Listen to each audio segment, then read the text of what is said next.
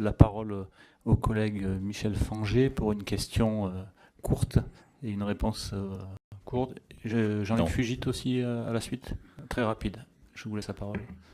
Oui, c'est très court. Ce sont des observations simplement. Je souscris assez largement à votre analyse des choses. Je suis moi-même cardiologue à Clermont-Ferrand.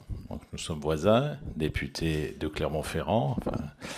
Et je pense que dans la notion de longévité, de morbidité, il y a d'autres facteurs qui interviennent. Vous le savez. Hein, bon. Mais ce que vous dites là, c'est quelque chose qui est nouveau et qui commence à imprégner quand même un peu la population. Il s'agit de savoir comment on pourrait justement faire passer ce message sur le terrain, c'est ça qui est important. Et c'est évidemment quelque chose qui m'apparaît assez complexe, mais je crois qu'il faut absolument qu'on travaille dans ce sens. Voilà ce que je souhaitais dire. Simplement, je pense que le travail que vous faites est très important et vous avez raison de dire que la longévité, certes, stagne actuellement. C'est lié aussi au fait qu'on a fait beaucoup de progrès en très peu de temps. Depuis la guerre, la médecine et les interventions font que la médecine curative fait que la longévité, celle que nous connaissons. Tout à fait. On atteint un certain plafond actuellement. Bon, mais vous avez raison de dire aussi qu'on vit plus longtemps et en moins bonne santé. Ça, on l'observe dans notre pratique médicale.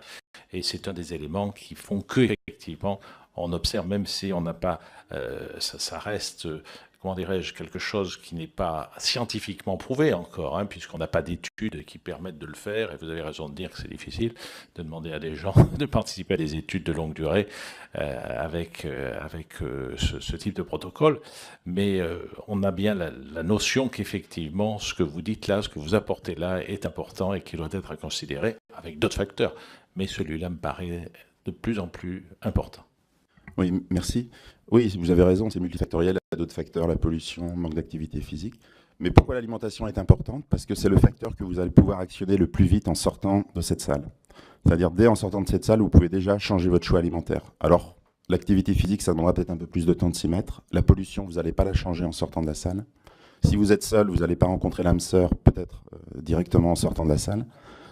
Vous voyez, ce que je veux dire, c'est que...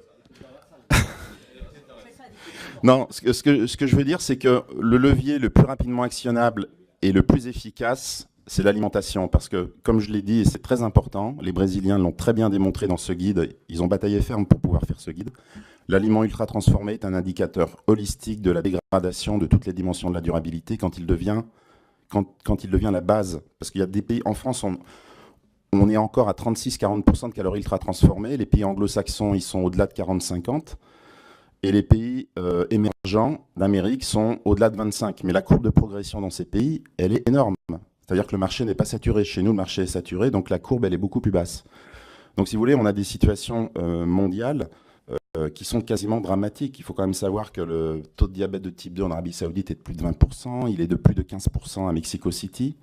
On a des explosions et l'OMS prévoit qu'en 2030, le diabète sera la 7e cause de mortalité dans le monde. Le diabète n'a jamais autant tué, sans compter toutes les conséquences avec les amputations, la cécité. Donc, on a un enjeu.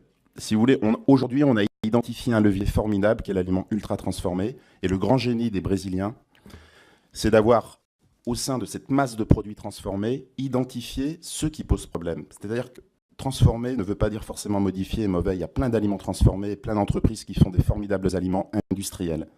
Donc, on n'est pas du tout contre l'industrie. Il y a plein d'entreprises qui font des choses formidables. Non, ils ont juste pointé du doigt cette catégorie d'aliments qui pose problème. Et ça, c'est nouveau. Et je pense qu'il était vraiment temps que scientifiquement, ce concept soit défini. Aujourd'hui, on est à presque une centaine d'études avec Nova. Et il va y en avoir de plus en plus. Et j'espère qu'on va progresser dans ce sens-là. Merci.